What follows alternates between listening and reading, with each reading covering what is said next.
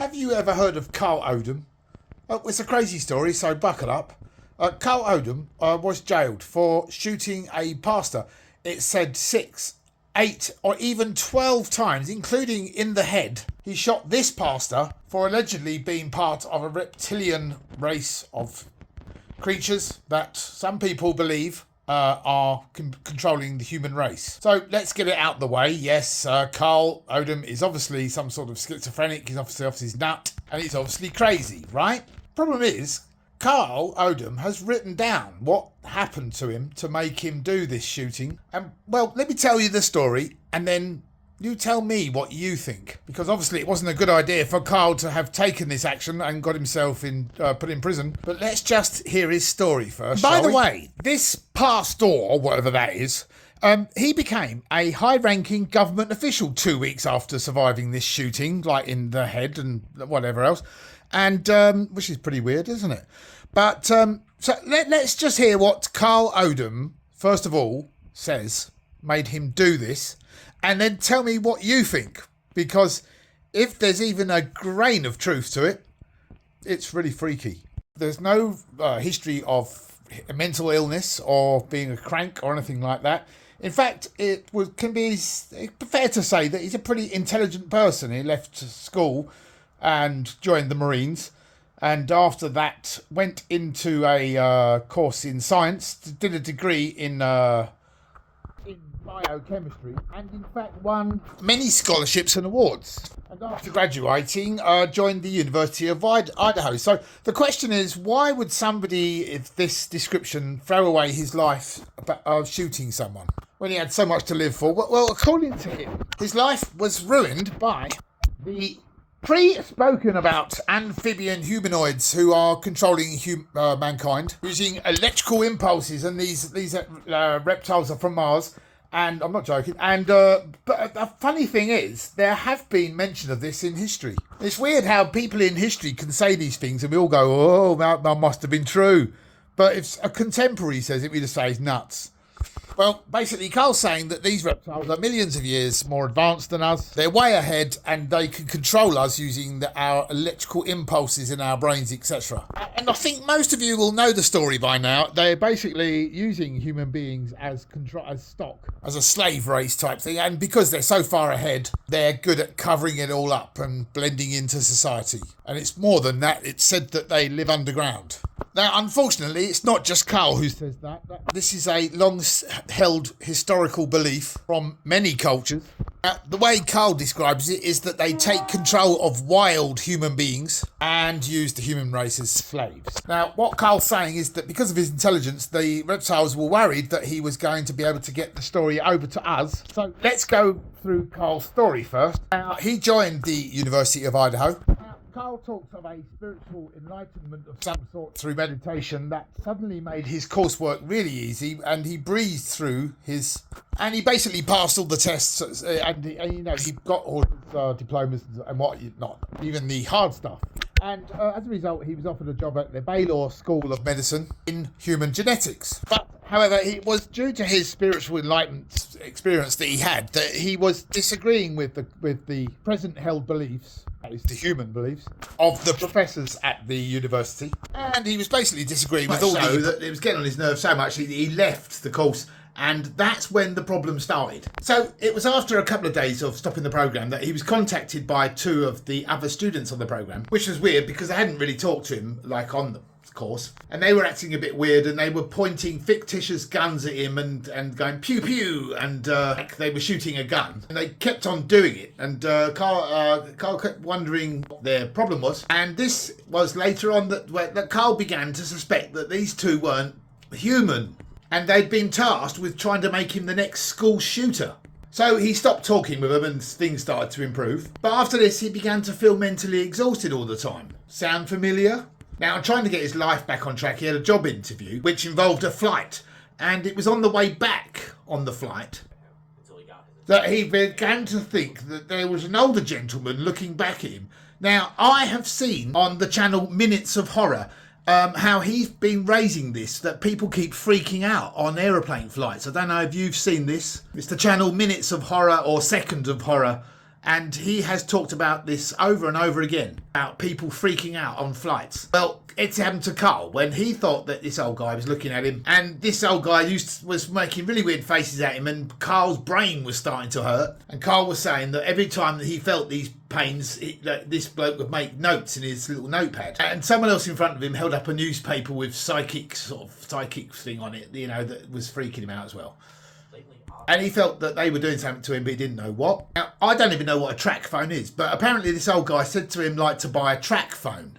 And Carl was wondering whether or not this meant that they were trying to contact him through a track phone. So he got one of these track phones. And so he just had this phone and he was just holding on to it for a while to see if anyone contacted it. And after about a month, someone did. And it was a message from someone called John. And John invited him to this church called The Altar. Then shortly after this, he started getting a message from this bloke called Tim. And Tim started being threatening. And finally sent a message which simply read angels. After which Carl claims that there were suspicious people hanging around his house, etc. So much so, he felt pressured to finally contact this church, this altar. And he made an appointment to speak to this John. And it was immediately after this that he began to have these inappropriate feelings from the altar, with a psalm which included phrases like, he's just our plaything and we want to make him stay up all night. And Carl claims that after this he was finding it difficult to sleep and rest and was becoming aroused in certain ways, and this was driving Carl up the wall, and it's eased off for a while, but then another voice came up in his head and it said, you're going to be uncomfortable, all you have to do is breathe. And while he sat there wondering what that meant, another voice said to him, he'll be sacrificed like Jesus and get beheaded. And this threw Carl into a complete panic, and he began to have a mental breakdown. A few minutes later, a man knocked at his door a few minutes later and gave him a pamphlet saying the sacrifice of Jesus. And after that, he became completely delirious, thinking that he was going to die and that he would never see his family again, and he was worried about them.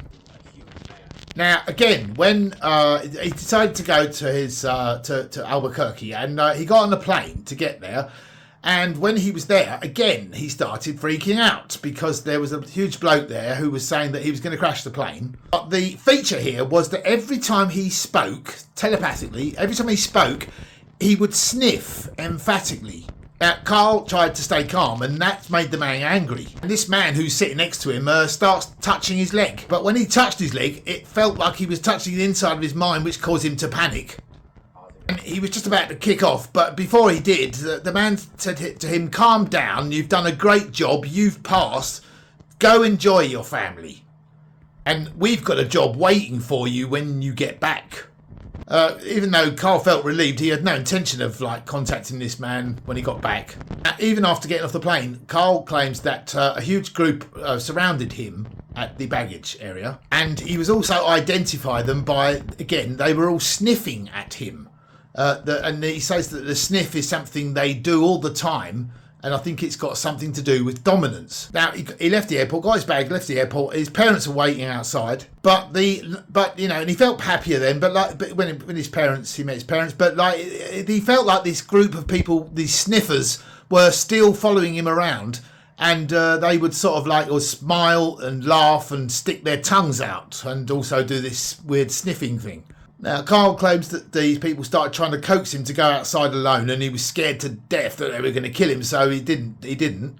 So eventually they started threatening his family if he didn't give in to them. And they just responded by saying, go to the altar, go to this church, by which they meant the altar. So to get them to stop, he agreed to go when he got back. Now, the altar is the name of the church that the pastor was at, the one that he ended up shooting. Now, when he went to the altar for the first time, the people acted very strange, and he felt that the sermons were unhuman. They were all staring at him and doing this sniffing thing emphatically.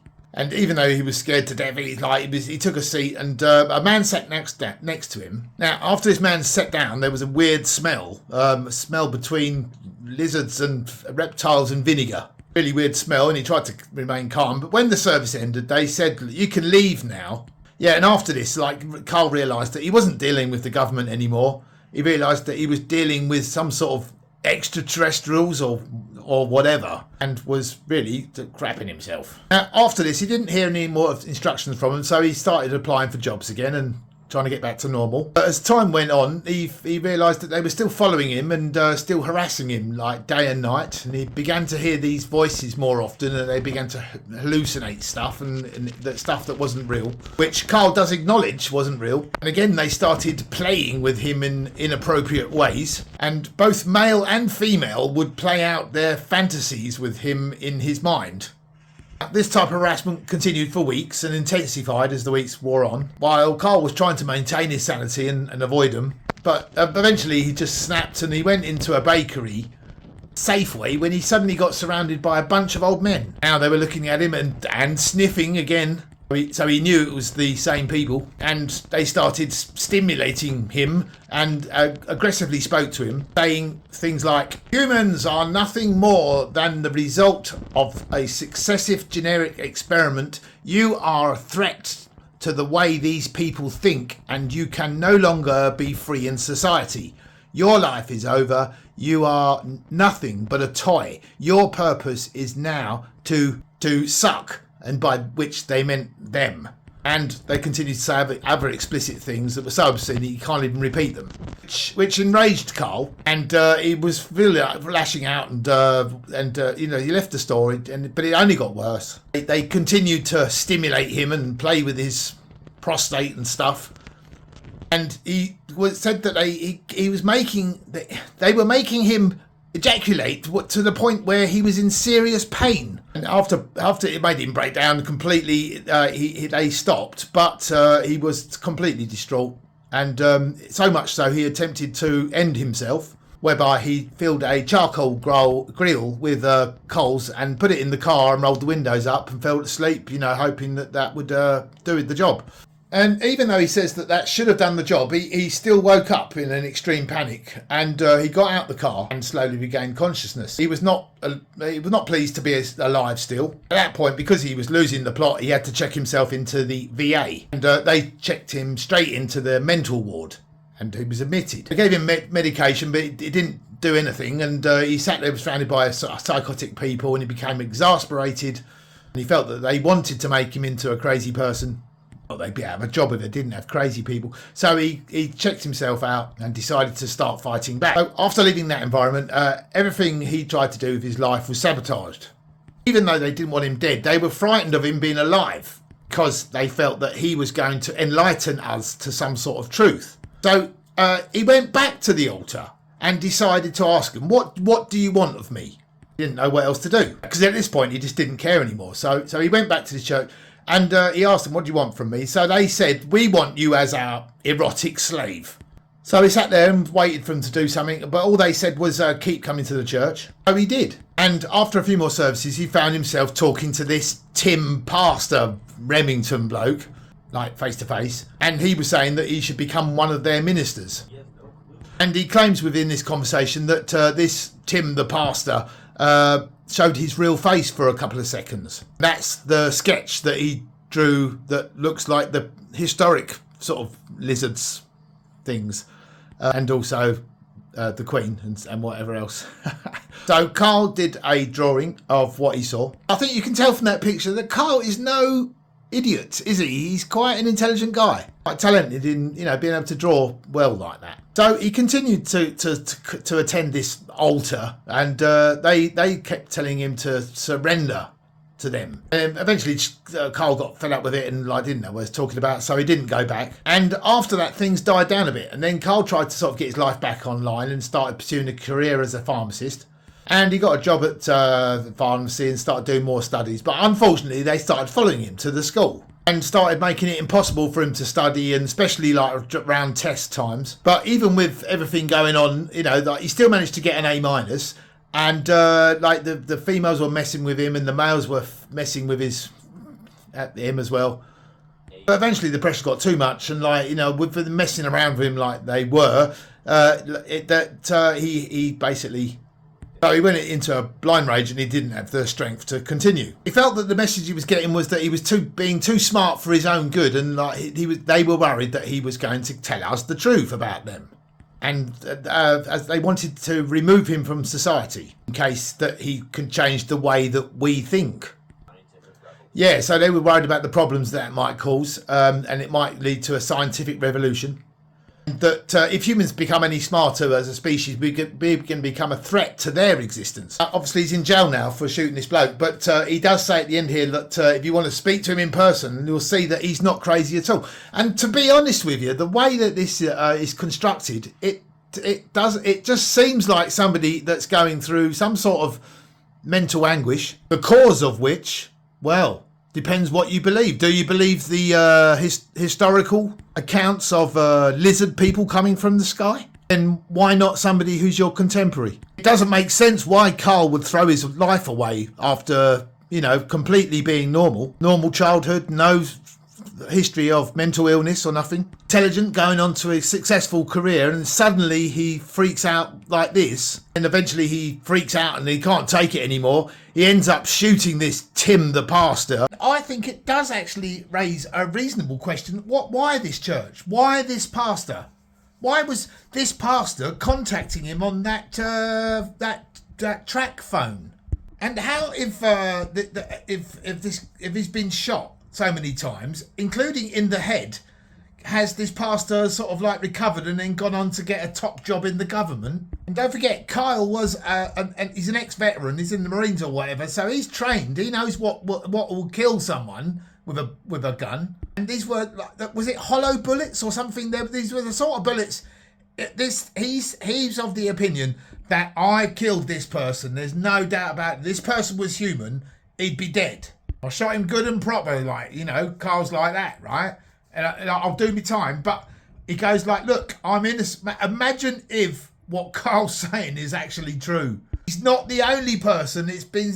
There have been cultures for thousands of years that have said this. This isn't a new story. This is something that's been going on in history. It's a story of history that's been going back a long time, and there is a lot of unanswered questions as to why Carl would throw his life away like that. He claims that he's done it just to try and highlight what he was going through, and they're terrified of him because they're worried that he's going to enlighten us to some sort of new way of thinking. And you can scoff all you like, but if you're the ones that will be last to realise if it's true. It could just well be that Carl was having a psychotic episode. Yes, I acknowledge that. However, I think that we should keep a good eye on this Tim the pastor and his stupid church, the altar. Sounds creepy, and he looks creepy as well. In there smiling like just been shot in the head and shot 8 times or whatever. Weirdo. Meanwhile, Carl's he's got to do his time in jail. Don't know how long he's got, but it seems a bit regrettable, to be honest with you. And if he has got something to enlighten us with, then I'd rather know, wouldn't you, wild human? I don't know if you've heard of this story before. If not, then please try and find out some more about it and let me know what you think, because I'd like to say that I completely think that it's Kyle just freaking out. But something, Anunnaki, is telling me that maybe he's not telling lies. In which case, that's bloody terrifying, isn't it? Weird story. What a weird story. What a weird story. Unanswered questions. So let me know what you think, please. So thanks for watching, and stay safe. If you can, and keep going, and for whatever you do, may peace be with you always, lizard or human.